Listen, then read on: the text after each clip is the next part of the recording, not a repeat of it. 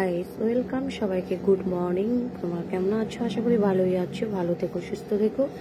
আর আজকের ব্লগটা এখান থেকে শুরু করছি। দেখো, এখানে আলু পেঁয়াজ কলি কেটে রেখেছি, এটা ভাজা হবে। আর এখানে যা যা সবজি কেটে রেখেছি বন্ধুরা, এটা কি তরকারি হবে তোমরা অবশ্যই কমেন্টে জানাবে। দেখো, দেখে নাও ভালো করে।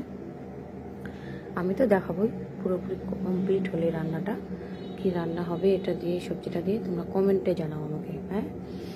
আর এখানে বাটা মাছের কি করব দেখি, পুরোপুরি কমপ্লিট হয়ে যাক রান্না, পরে আবার ব্লগে দেখা। তোরা আমার রান্না কমপ্লিট। দেখো, তোমরা তো দেখলেই কি কি সবজি কেটেছিলাম সেগুলো। দেখো, বাটা মাছের শস্য বাটা করেছি।